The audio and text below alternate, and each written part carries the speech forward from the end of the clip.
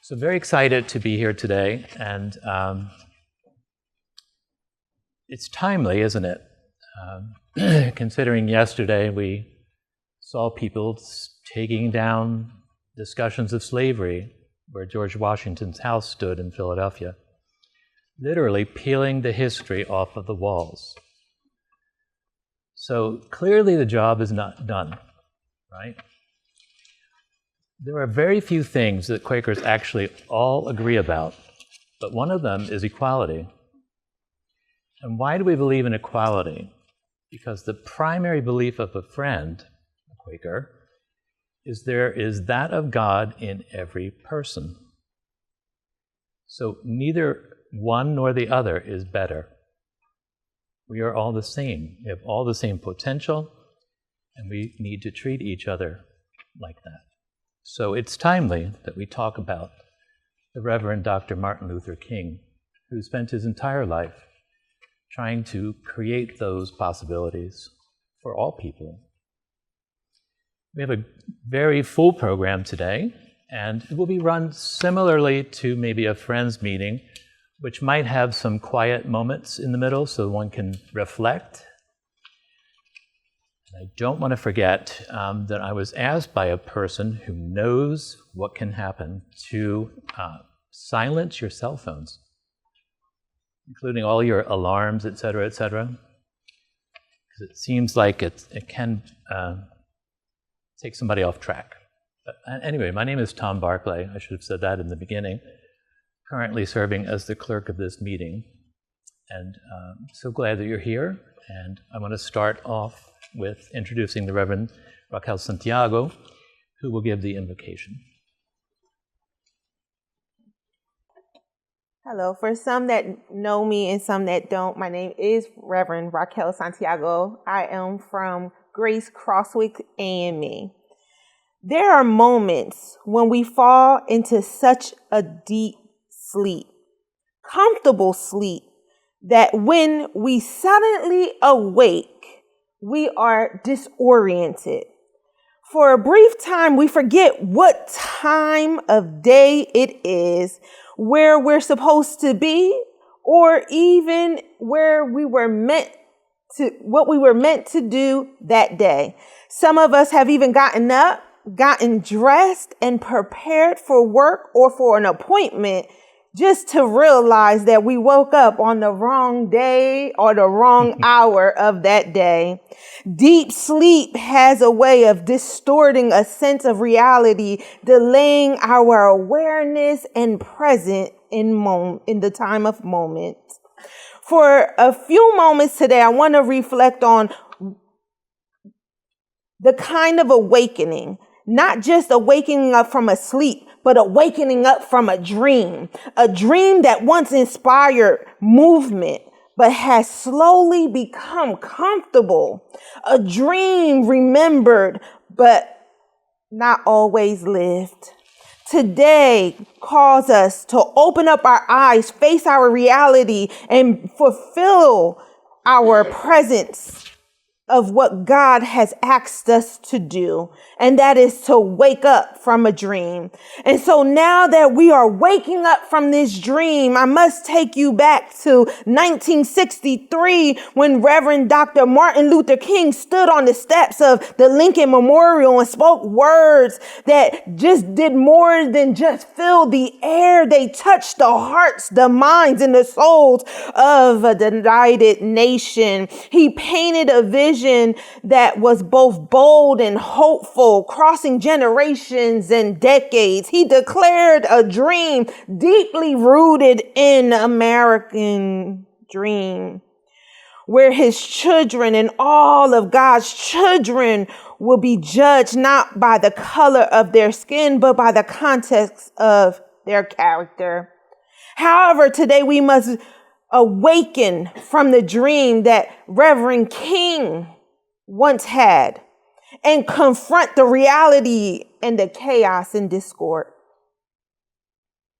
It is time for us to wake up from this complacent dream state. Reverend Dr. King reminded the people that when And when we were not satisfied with the partial progress, we must stand. He understood that freedom is not a destination we reach, but a journey we must constantly pursue, one that requires awareness and courage and care. Commitment to shedding light in a dark time. He recognized that we have the need to walk into our destiny, but not alone. But we must also be supported, not by only people, but by God. Reverend Dr. King experienced discrimination and division firsthand. He witnessed the streets with corruption and chaos. If we are honest with ourselves now, 63 years later, we too see our communities in the world. It still remains divided. There is a stark contrast between the rich and the poor, with power exercised over the powerless. Fear, I say it again, fear still finds ways to separate neighbors from one another, while hope struggles to combat the evil that plagues our communities. Today we pause not to assign blame, but to reflect. We shall ask ourselves, have we confused our dreams with a reality? Have we been compliant, believing that the work in America is done? In some ways, we have turned a blind eye to call and what God has called us to. Are you still sleeping? Are you still resting in a dream? Well, God is urging each and every one of us to wake up. I hear God saying, wake up, my sleepy dreamers, wake up. To awaken from a dream is to open your eyes to the reality, not just for hope or to wish it was all true and that it would go away. When Reverend Dr. King spoke of that day when God's children would be free, he wasn't merely sharing an inspiration or inspiring vision. He was placing a responsibility in each and every one of our hands. His words carried a promise that would change each and every one of our possibilities if we did the work. For us, sometimes change requires us just to show up and to do the work. Scripture reminds us of, wake up, sleepers, rise from the dead, and Christ will shine on you. Waking up is not only uncomfortable, but sometimes it could be comfortable. It can unsettle us and expose the truth we rather avoid. Yet awakening aligns us with God's purpose and pushes us beyond our limits. It calls us to confront an imperfect world, to notice our neighbors we often overlook, to allow God's light to reach hidden places within us. We must respond to the call to awaken and not be left empty. Instead, we must God must lead us to clarity, to renew our purpose, and to deepen our commitment to live out our faith. I hear God saying, wake up, my sleepy dreamers, wake up. Reverend Dr. King envisioned a time when people can gather together at the table of brotherhood. However, this table is not set by chance. It is intentionally prepared. It requires us a space to embrace our differences, to listen deeply, and to stay encouraged and engaged, even when the conversation becomes uncomfortable. We are called to work together, to pray together, to struggle together, to trust that God will continuously shape our communities through each and every one of our willing hearts and hands. As you awaken from your dream, you will realize that there is still unfinished work to be done. You will come to understand that you are amongst those that God has entrusted with the responsibility of advancing his vision. We are all, and not just one of us, we are all in the same exact situation where God commands us to love one another as we love ourselves. When you practice love, it radiates from you to your neighbor and to the future generations.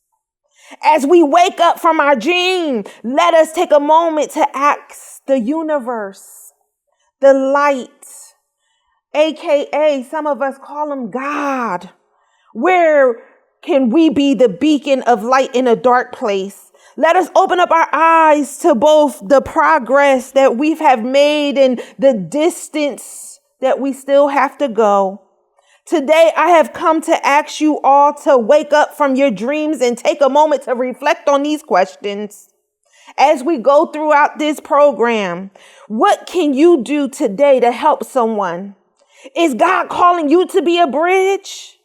Can you find an area in your heart that you can go out and assist someone?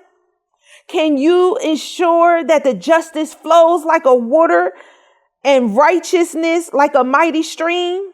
The dream is not dead, but it requires us each to be awoke and awake. God's justice and mercy awakens us from our comfort. Open up our eyes to the truth and inspire our hearts to love, to serve, and to uplift your people with courage and compassion. Remember, the dream was never about sleeping peacefully, but about walking faithfully until the day when God's children can join hands and declare, free at last, free at last. Thank God Almighty, we are free at last. Amen.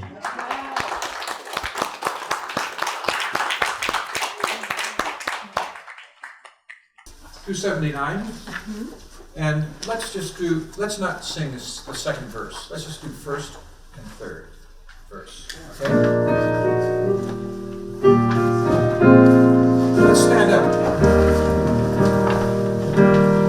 Lift every voice and sing to it together and ring with the harmonies of liberty. Lift our rejoicing rise, high as the listening skies. Let it resound loud as the rolling sea. Sing a song full of the faith and the darkness that's taught us. Sing a song full of the hope and the treasure that's brought us. Facing the rising sun over the day begun, let us march on till victory is won. Verse 3. So, that was beautiful. Excellent singing. And thank you to the Reverend Raquel Santiago for those stirring words. So nicely delivered. Such a great message. Thank you. Now, it's my privilege to introduce Dr. Angela Moody Robinson, who's going to tell us about the rest of the program. Good afternoon. I was watching him. I'm so delighted to see everyone here. This is just a brief overview.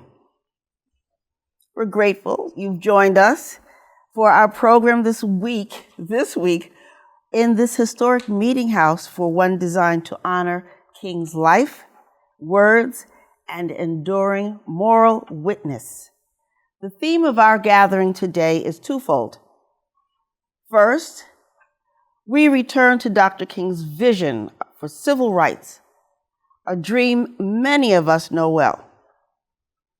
But just as importantly, we're inviting ourselves to revisit parts of Dr. King's message that can be easier to overlook.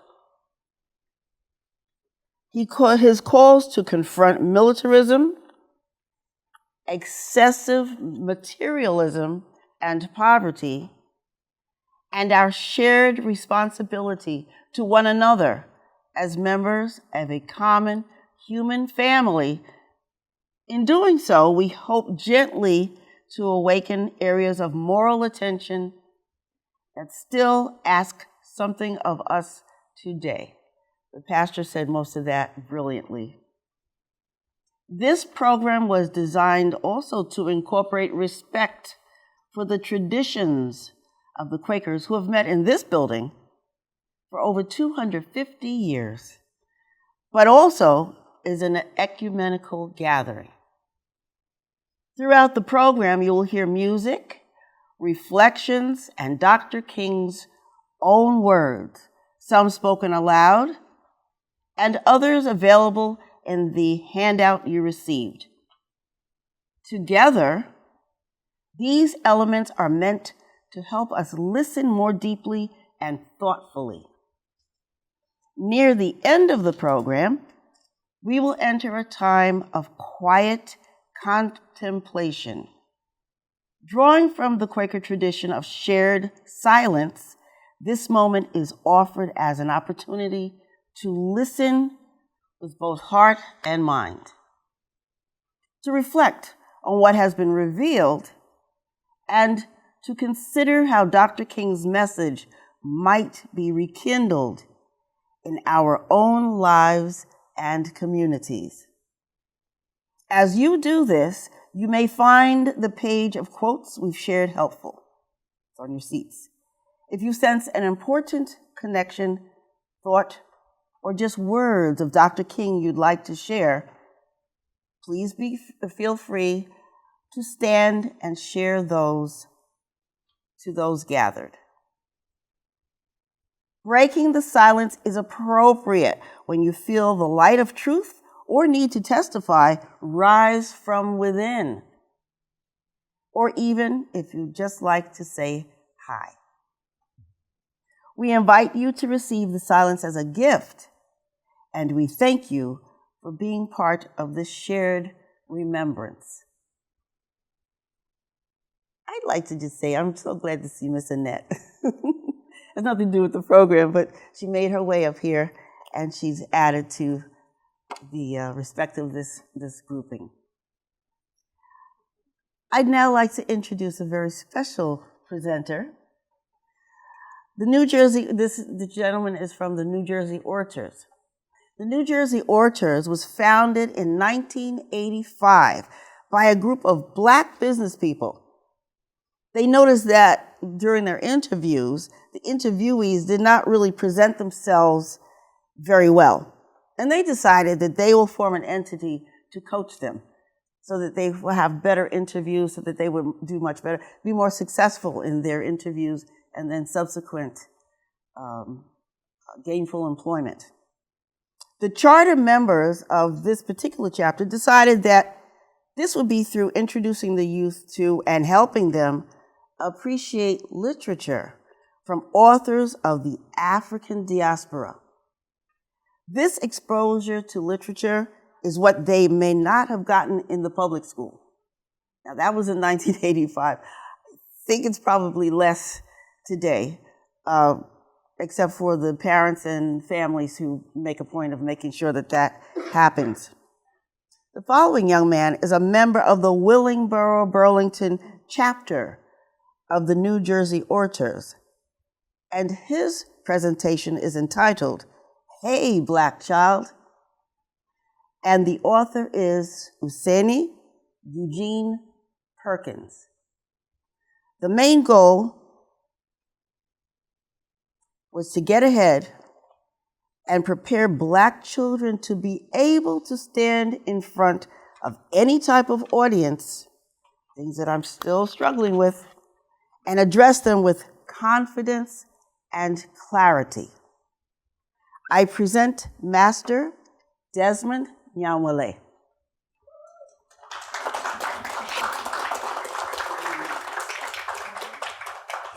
You're the only one who can do this.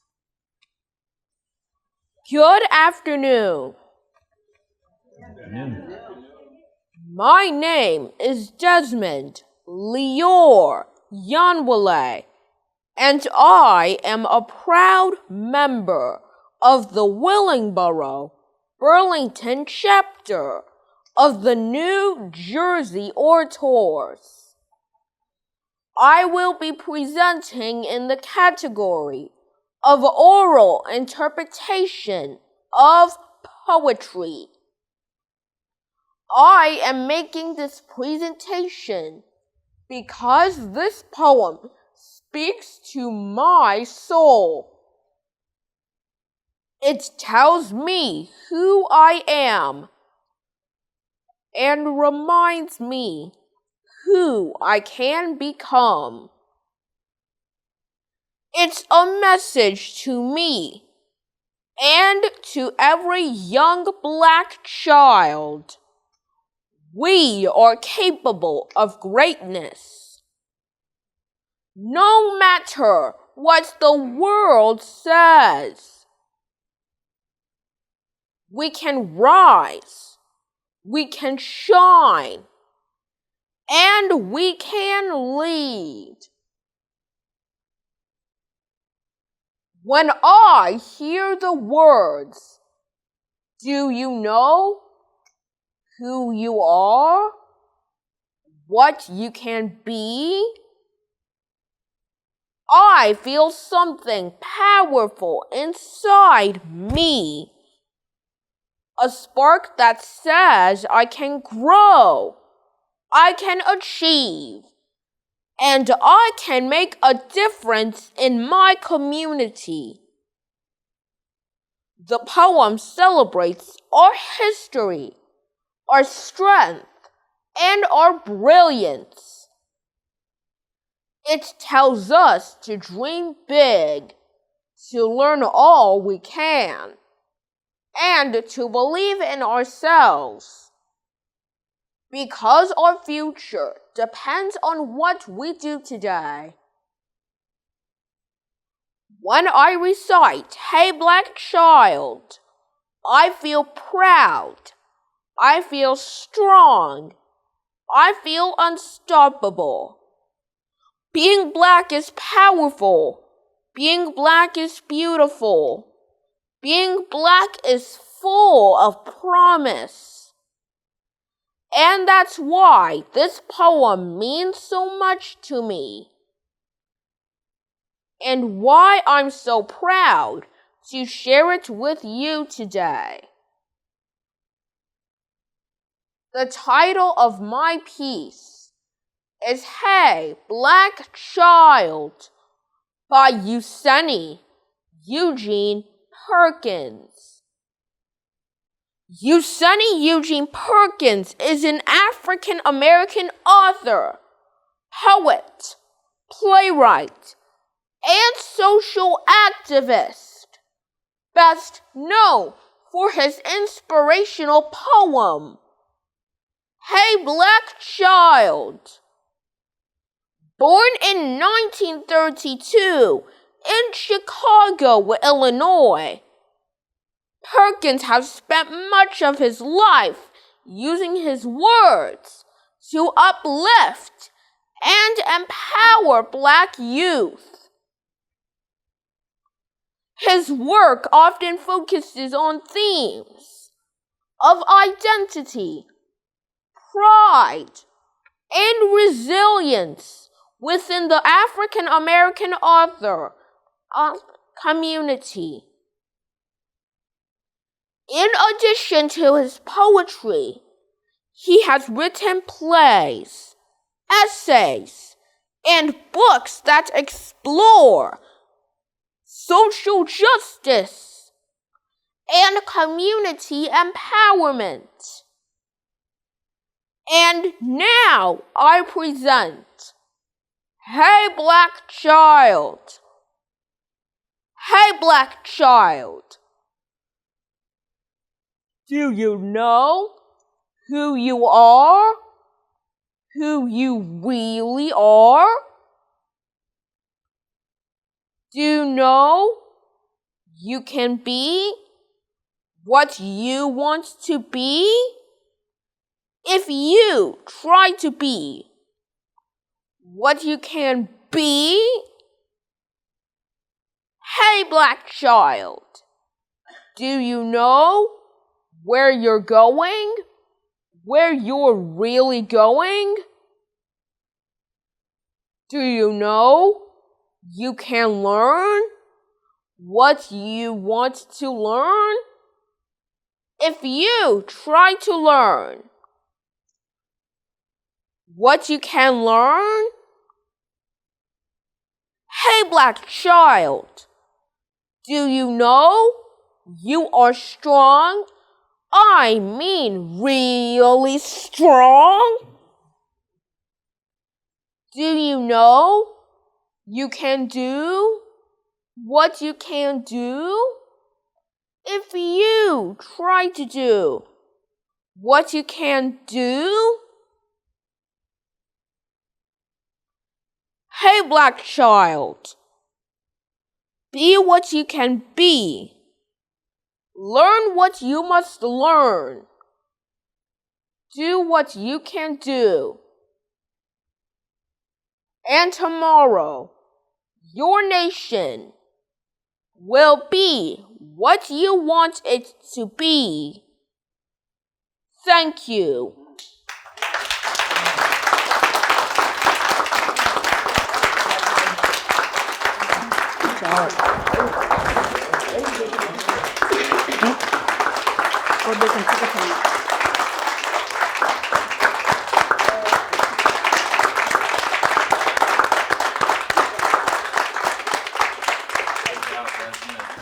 So let's continue that solid, inspiring spirit in our song of number 246. I've got peace like a river.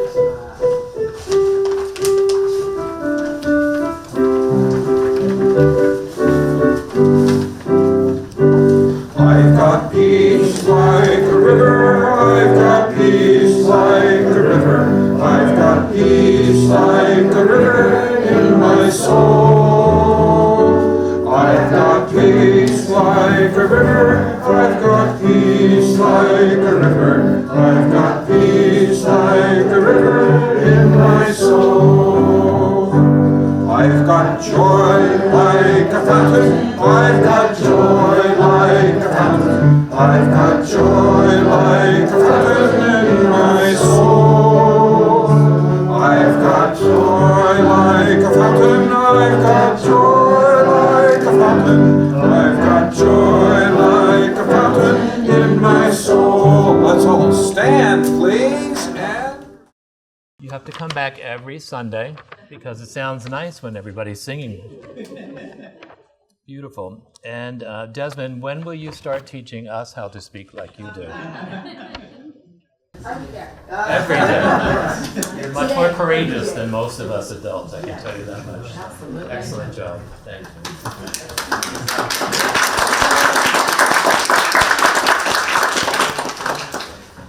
And now we're going to hear from Ms. Susan Kozel, who is going to talk to us about the Golden Rule and peace. Hi, everyone. Thanks for inviting the Congressman's office to be here. The Congressman asked, have a letter from him, and apologize you're stuck with the understudy today. So, dear friends, I am grateful to the Interfaith Community Builders for gathering us here in remembrance of Dr. Martin Luther King. Although I am unable to be with you in person, I am honored to join you in spirit on this day of remembrance. Dr. King taught us that the struggle for justice is inseparable from the pursuit of peace. His life reminds us that true courage is not found in violence, but in moral clarity, peaceful protest, and a steadfast commitment to the dignity of every human being. As the first black physician with voting privileges to serve in Congress, I carry his legacy with deep humility and responsibility.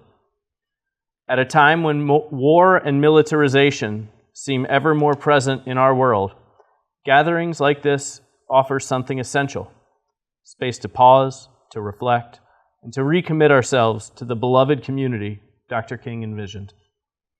His call still challenges us to choose compassion over fear, dialogue over destruction, and justice as the foundation of lasting peace. May this time of reflection strengthen your spirits, renew your hope, and inspire continued work for peace in our communities, our nation, and our world. Thank you for keeping Dr. King's witness alive through remembrance and action. Sincerely, Dr. Herb Conaway, Congressman, New Jersey's 3rd District. Thank you.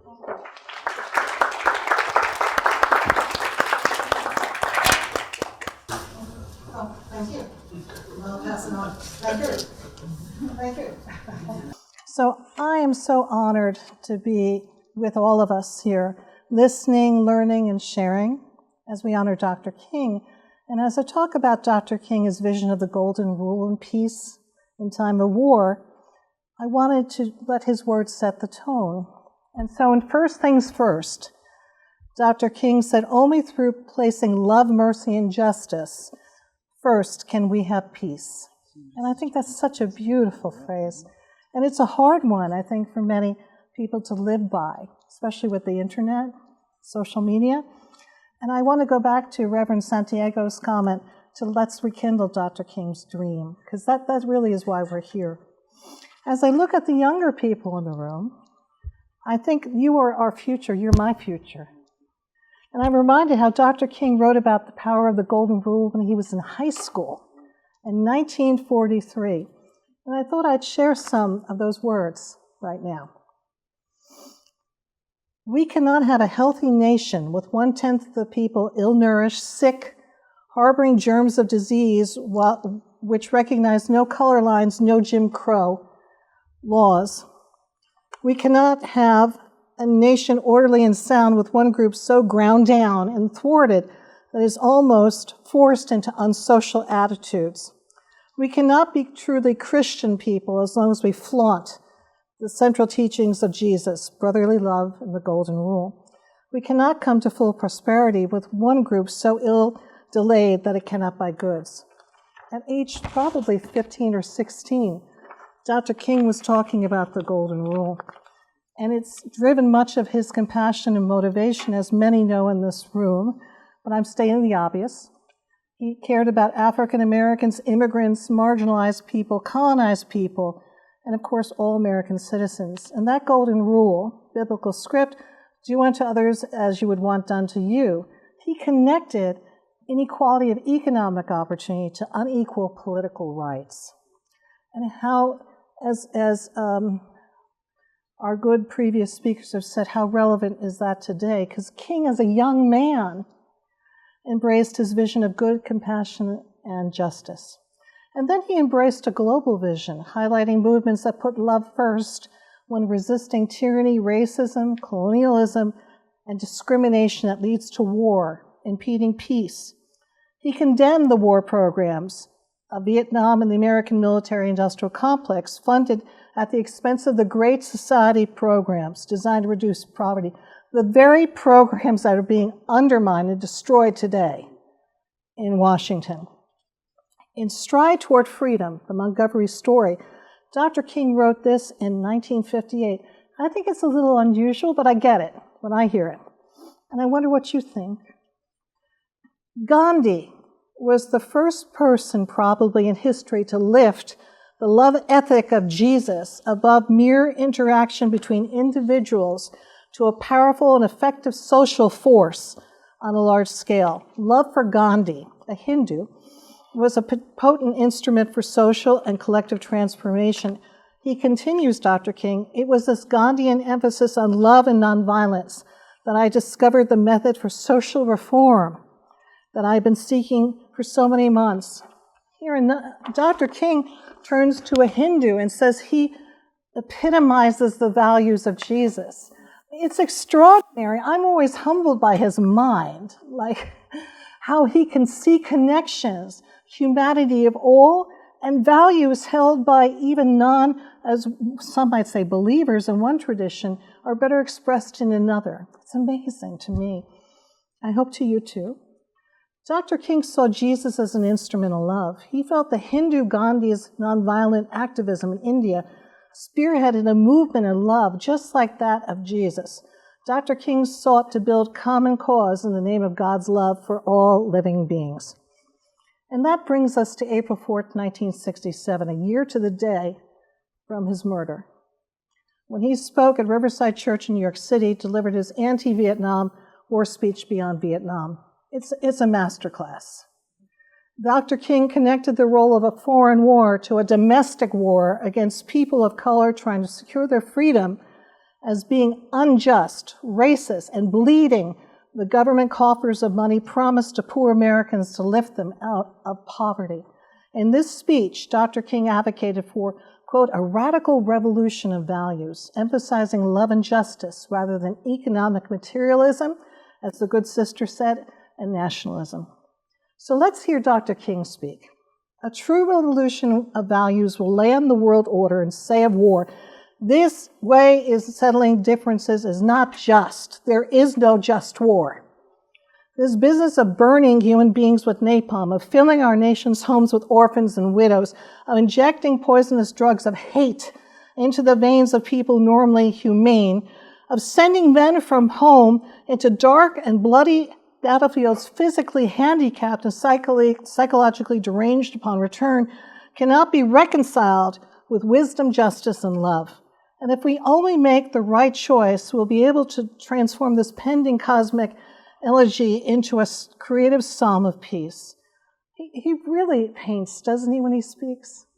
There's like a painting of words going on. I'm almost done. Dr. King faced many death threats and, of course, was murdered.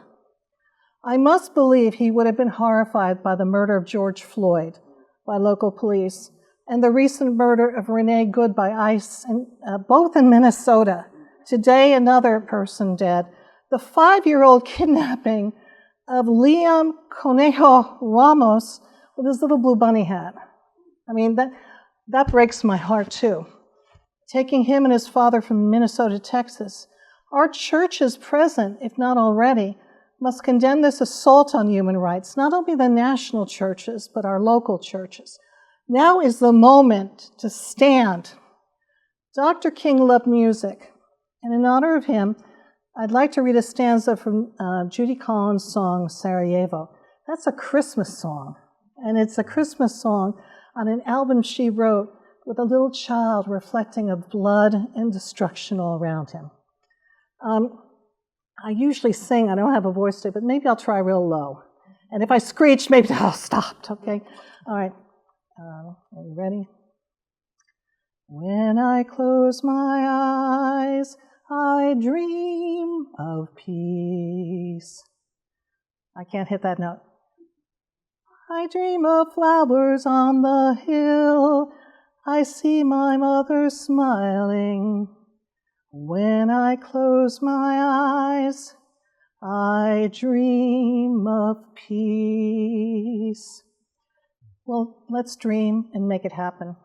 And God bless Dr. King. Oops. Down by the riverside. 295.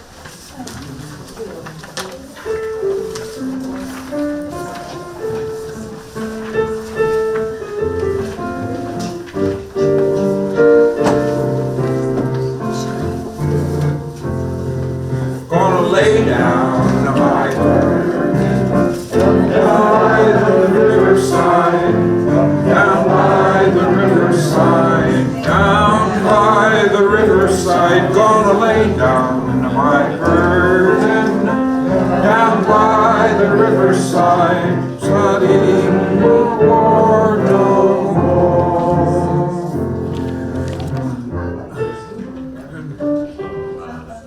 Let's see.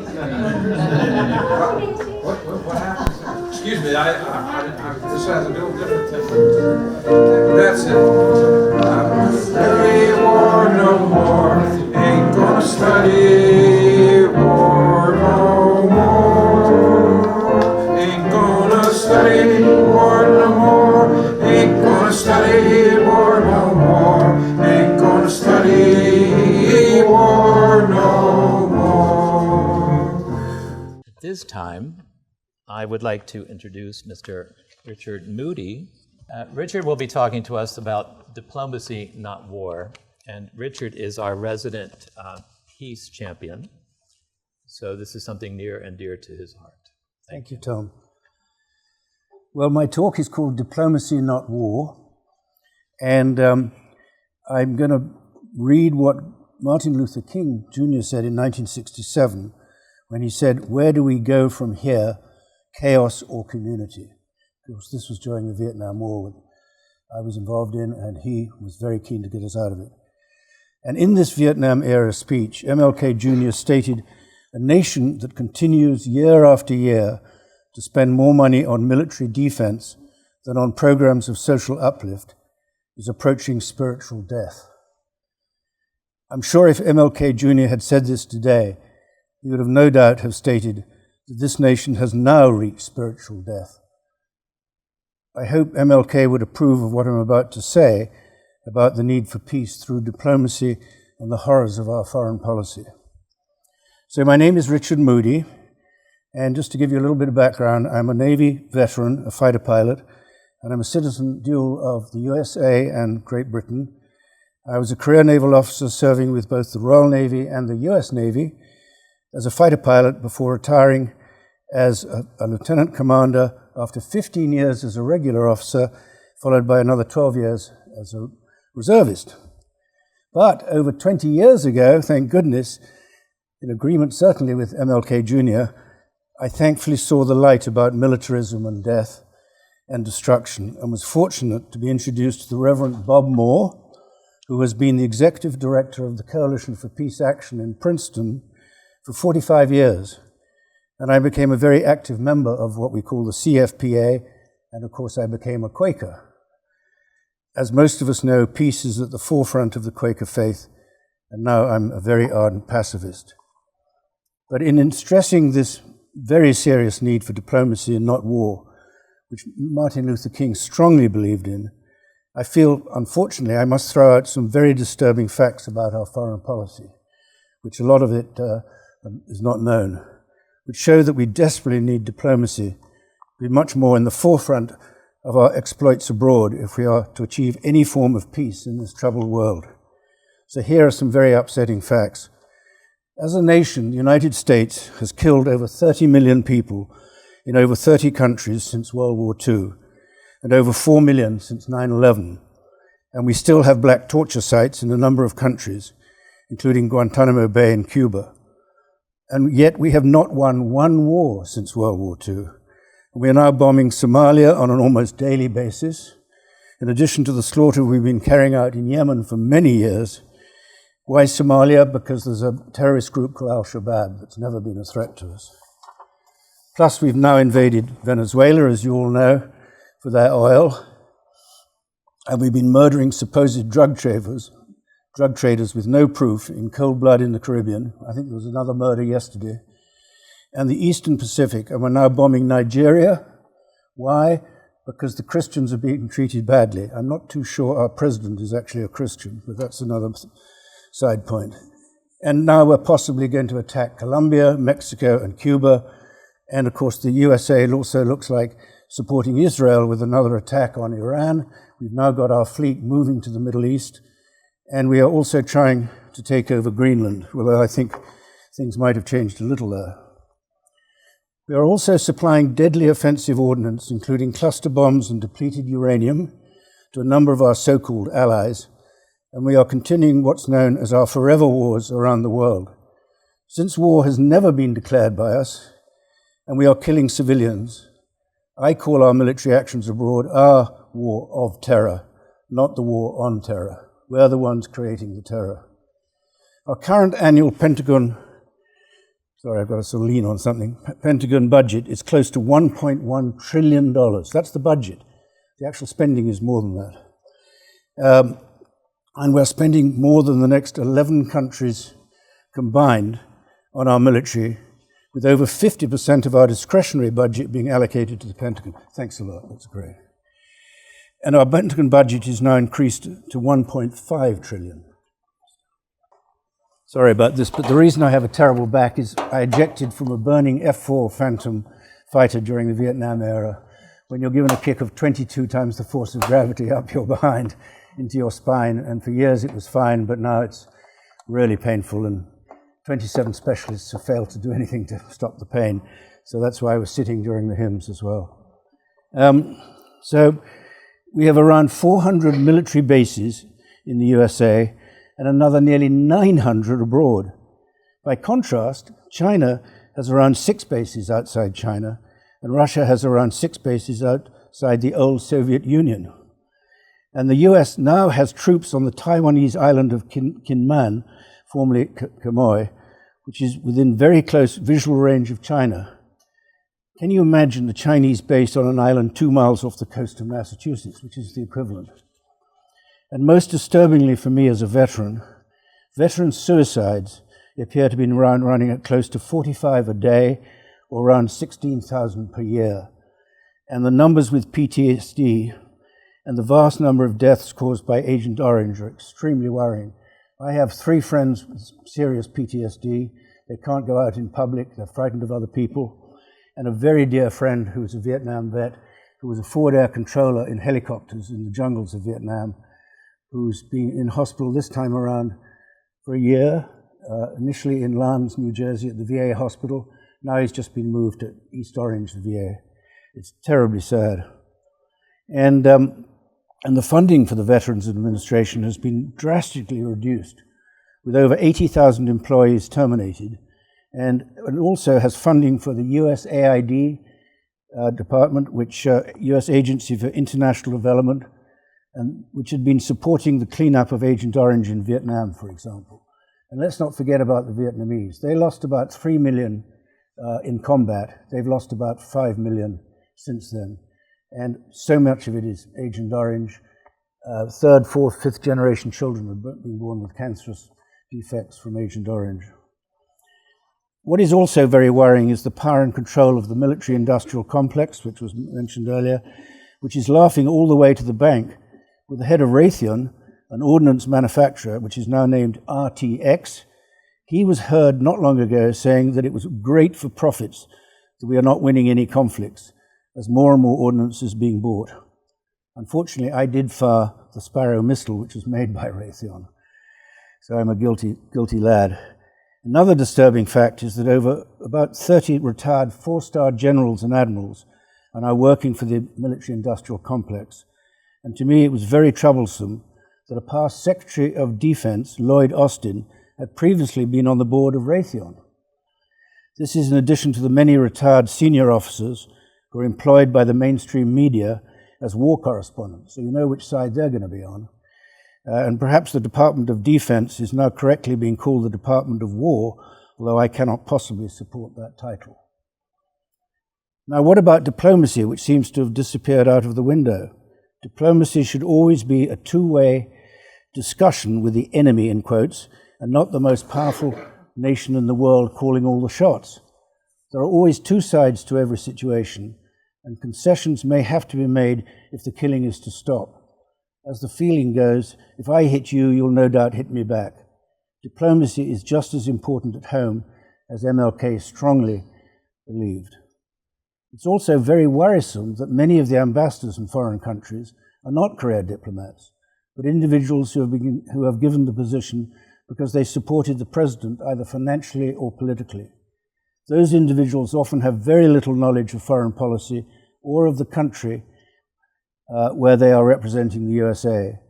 And recently our president has withdrawn close to 30 career diplomats to be replaced by his own appointees, who will no doubt bow to his demands. And he's recently cancelled US support for 66 United Nations organizations that support climate, labor, and migration issues. In conclusion, I and all of us in the peace movement, and hopefully many Quakers and citizens of the USA, strongly feel that diplomacy should be brought back into the forefront with a reduction in our military spending and a rethink about our foreign aggression. On a personal note, I have diplomacy in my family, as my uncle, a career diplomat, was the British Consul General in Calcutta in India. But I'd like to end by quoting Sir Winston Churchill, who had many great sayings. The 3 in this context, which I feel are most appropriate, are jaw, jaw, jaw before war, war, war, i.e. talk, talk, talk before war, war, war. Another one was War is the Failure of Diplomacy, and the title of this talk, Diplomacy, Not War. I'm sure that Martin Luther King Jr. agreed with Churchill's quotes, although his approach to peace was greater than just preventing international conflicts, as we know. The domestic side was very important too. It also involved solving domestic and racial issues, which were at the forefront of MLK's philosophy, and he no doubt would not be happy with ICE's current actions and the constant deportations being carried out and the persistent misogynism in this country. I feel very strongly that we should all follow MLK's lead and take action to stop the discrimination at home and the horrors of our foreign policy abroad. Thank you very much.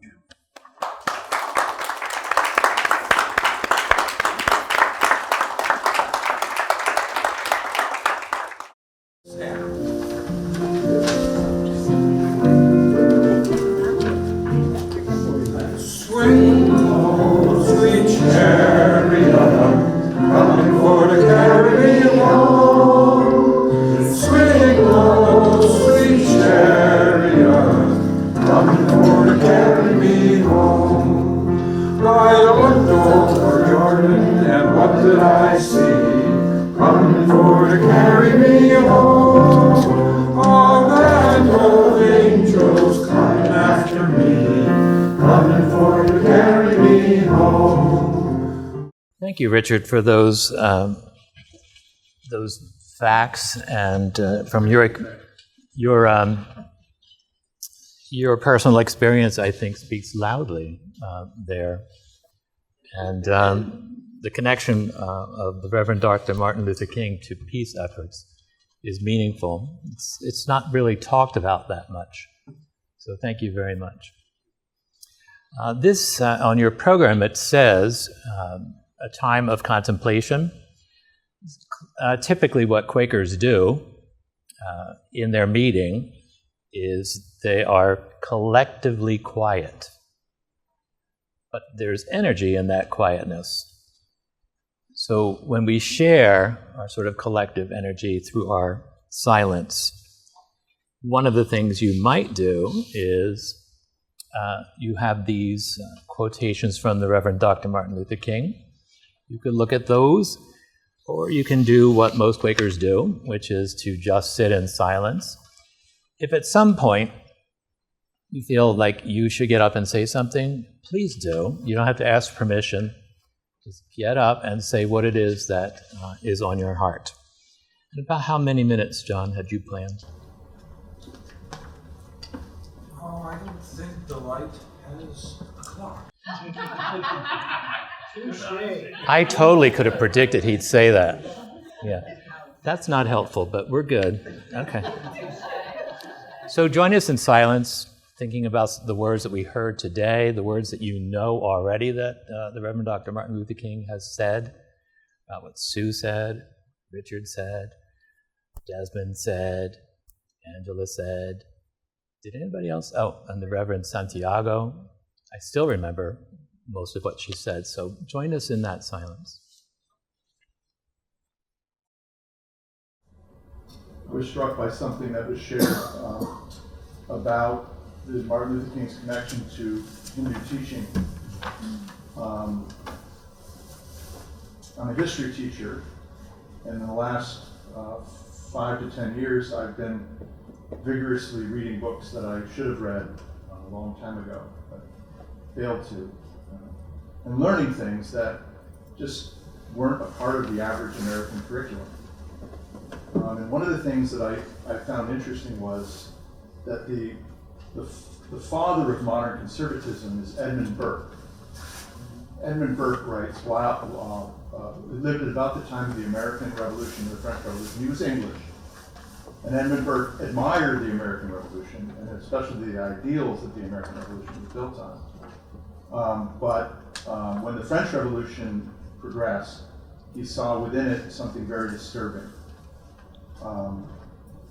And what was really interesting is he too wrote quite a bit about Hinduism, because if we all remember, this was when England was making inroads into the subcontinent with the British East India Company. And so I'm sharing now, I had a speech that I actually wanted to give, but I'm just speaking extemporaneously. into the silence, what I want to share with you is we have forgotten so much. We have stories that we have failed to tell because we've told other stories. And I feel like we're the victim of the stories we tell. And we can be redeemed when we begin to realize that the stories can help us. So I just want to tell you a couple of stories really quickly. One story is a story of a man by the name of Kandiaronk. Kandiaronk lived out in the area of Montreal, and he was part of the Huron tribe. He was a very admired man. If you look him up when you get home, you'll find out that there are many places named after Kandiaronk. He was a peacemaker. I have to imagine he must have been a lot like Martin Luther King. And he had a fascinating conversation with a baron from France named Lahoton. And Lahoton actually wrote of the conversation in a book called Conversations with the Dario. This is now surfaced again. Historians are looking at it.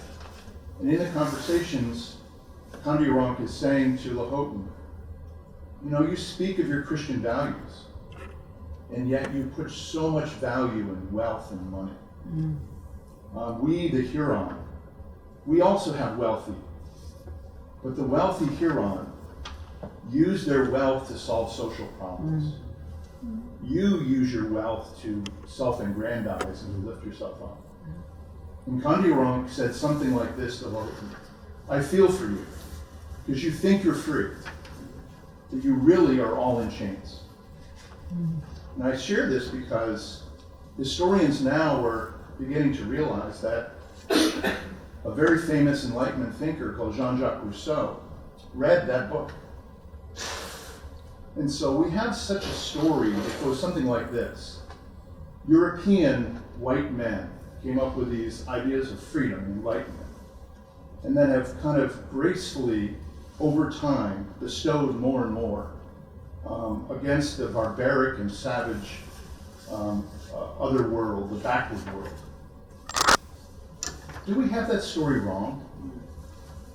Is it possible that Europeans began to connect with parts of the world that helped them to think more deeply about their own faith?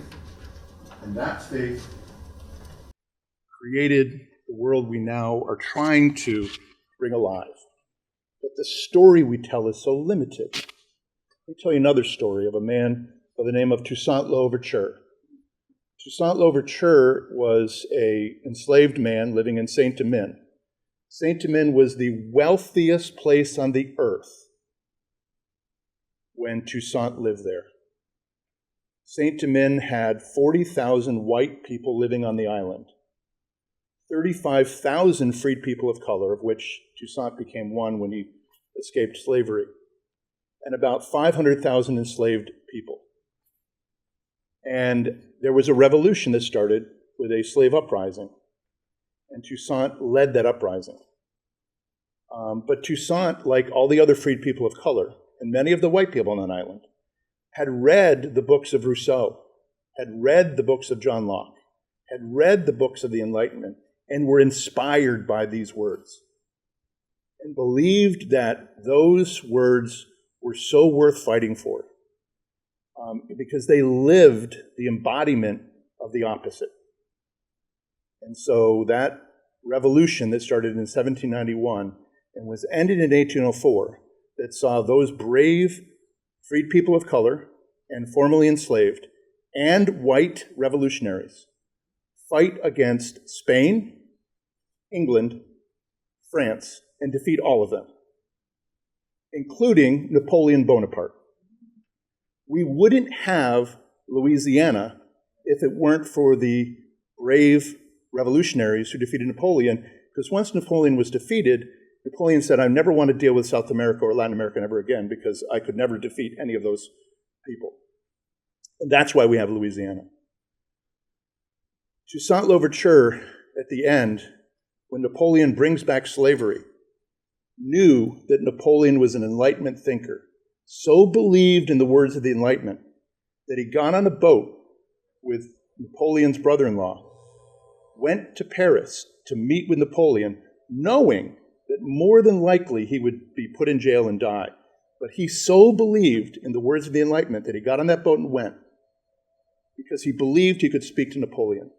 He believed he could speak like Kondiaronk was trying to speak to Lohotan. Toussaint Louverture is an extremely important man in history, because the man that saw him as the Spartacus of our age was Frederick Douglass. And Frederick Douglass was so inspired by Toussaint Louverture that it caused him to meet with Abraham Lincoln 3 times. And before Frederick Douglass meets with Abraham Lincoln had a rather paternalistic view of enslaved people. But after meeting with Frederick Douglass, he becomes the great emancipator. Do we have the story wrong?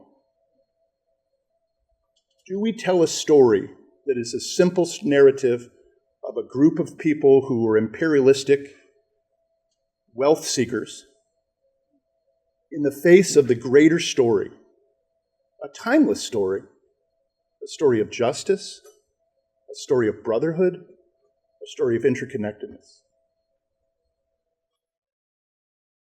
I hope you'll let an old man that's been quaking as Quakers should quake, and I've been quaking for quite some time. I'm bothered by the fact that we're about to celebrate our 250th anniversary. And we have a man that wants to be a king, when in 1776 we did away with kings, thinking that we would never have any kings anymore. We are on the cusp of great trouble, my friends. Let me remind you that the Quaker values is to prioritize a life of action, to be nonviolent, to be honest, and to seek spiritual equality. You have to put that faith in action, and I hope all of us are willing to do that. And I'd like to just share a few words from the sacred text of our tradition here in America. Let me begin with the Declaration of Independence. We hold these truths to be self-evident, that all men are created equal, that they are endowed by their Creator with certain unalienable rights, that among these are life, liberty, and the pursuit of happiness. We need to honor that. And then Lincoln, in his Gettysburg Address, called for a new birth of freedom to ensure that government of the people, by the people, and for the people shall not perish from the earth. And then shortly after that, France gave this nation a statue honoring our effort to promote democracy, and then we had abolished slavery. And on that statue are these words: "Give me your tired, your poor, your huddled masses yearning to breathe freedom." Dr. King knew of that tradition. He spoke of love. He spoke of wanting justice. And I hope all of us begin to quake. And I'd like to share with you, I'm a political activist, and I make no bones about it. And I'd like to share with you what I carry when I protest. And I was out this morning with the kids in a Quaker town down in Moorestown. We don't do kings. And I say, love over hatred, democracy over tyranny, let me get it straight. Democracy over tyranny, love over hate, no kings in America. Thank you.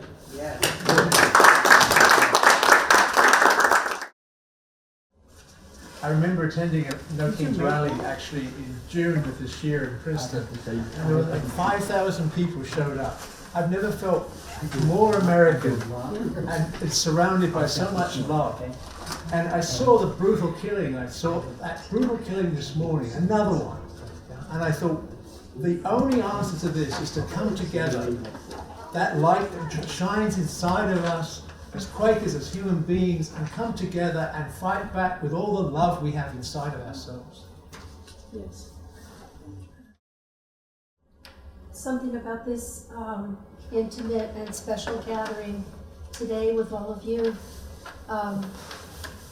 has made me feel a little closer to Minnesota and Minneapolis, where our daughter and son-in-law and grandson live. And we've been in the streets and fighting and not fighting, fighting the fighting, and Being tear gas. marching. Yeah, they've been tear gassed.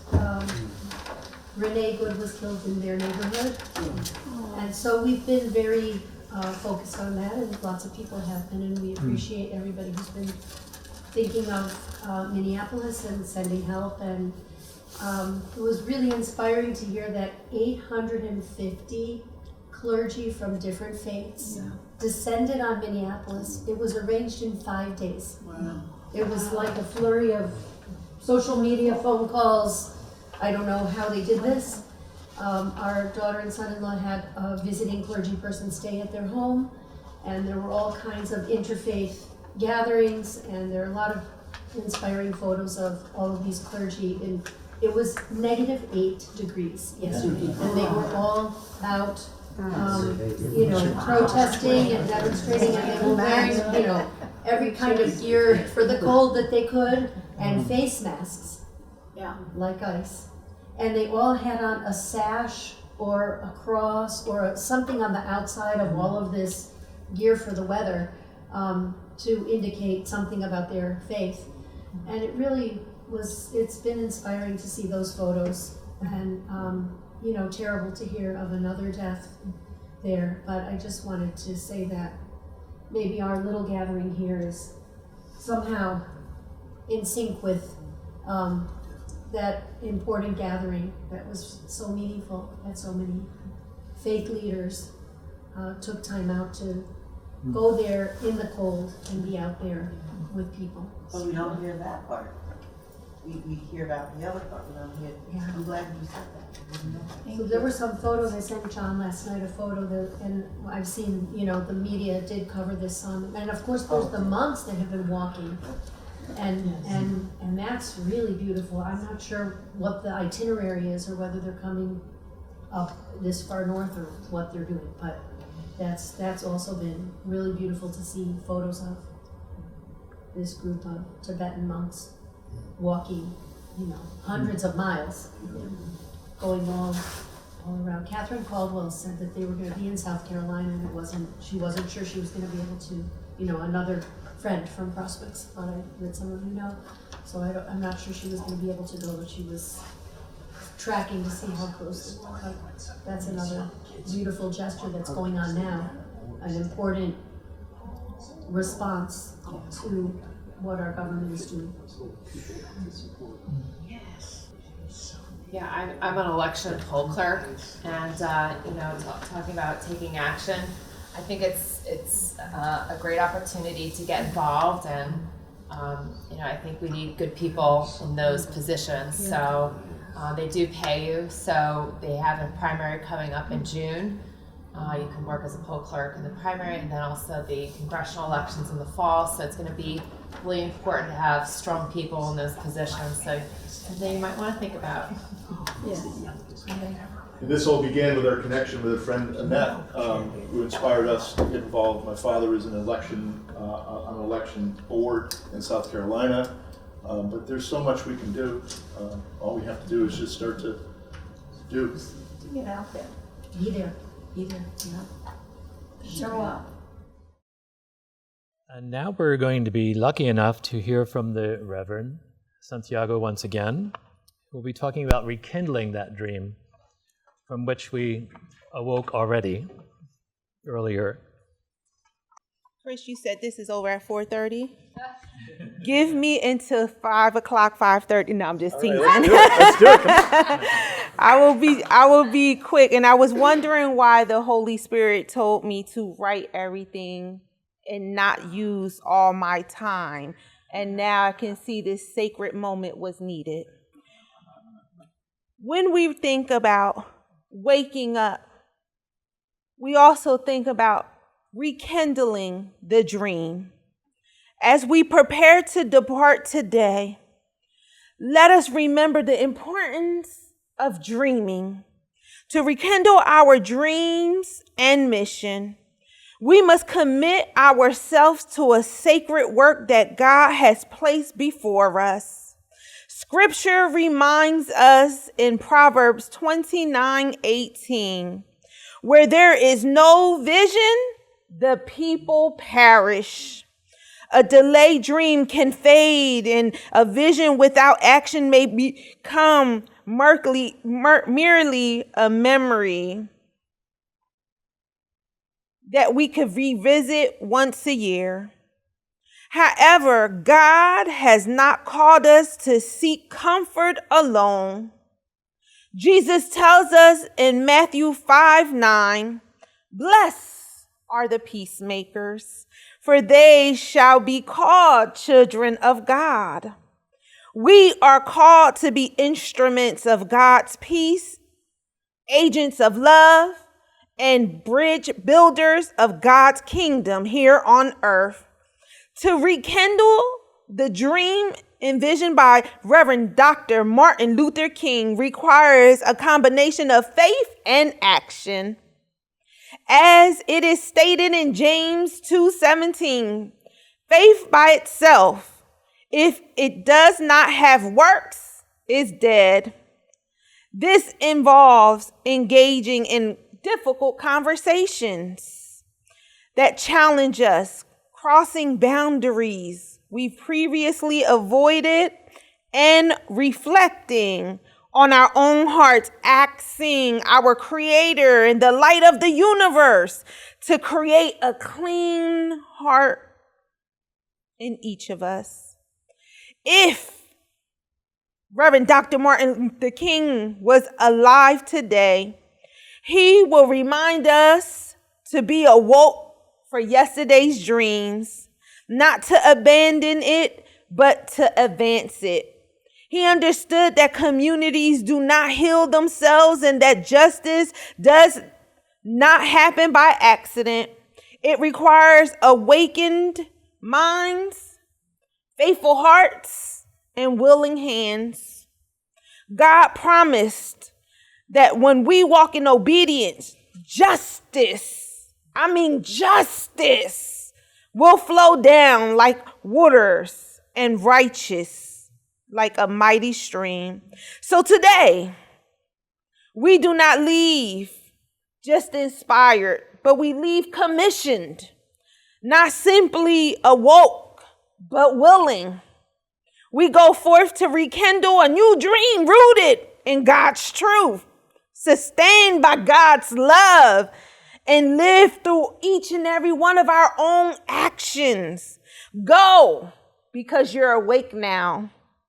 Go with courage and be ready to build what love demands of each and every one of us. Go in peace and shine your light in the dark places of this world. May the presence of God go with you. May the peace of God rest upon you. And may the vision of God that has been placed come in you, come alive today. Be blessed now and forevermore. And may God keep you in perfect peace. Amen. Thank you, sister. Thank you, Reverend.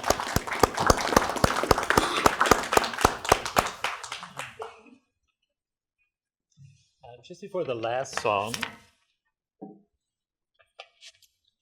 last song, which is "We Shall Overcome," pretty apt, I do want to just thank the Interfaith Community Builders, folks that put this together. So if you'll stand up, those of you who had something to do with Interfaith Community Builders.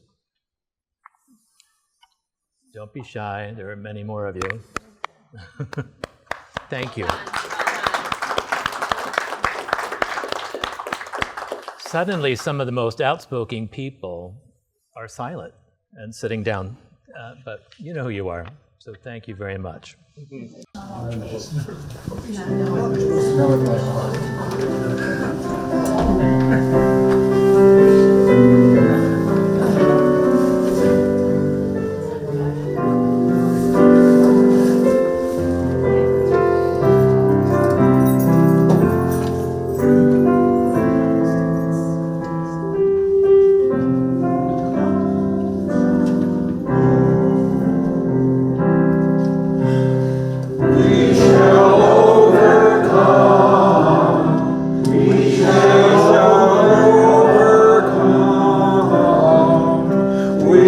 shall overcome someday.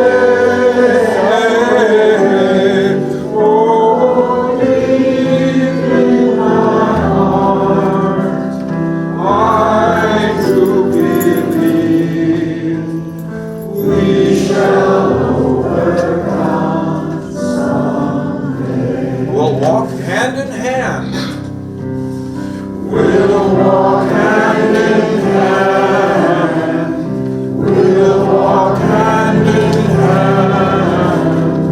We'll walk hand in hand someday.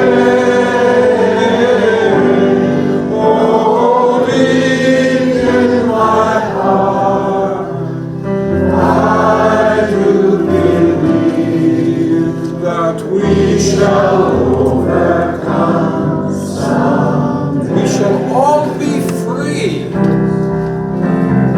We shall all be free. We shall all be free. We shall all be free someday. Oh, deep in my heart, I do believe we shall overcome. We shall live in peace. We shall live in peace. We shall live in peace. We shall live in peace someday. Oh, deep in my heart, I do believe we shall live in peace someday. One more. The Lord will see us through. The Lord will see us through. The Lord will see us through. The Lord will see us through someday. Oh, deep in my heart, I do believe that we shall overcome someday. Yay. Peace. Join us for fellowship.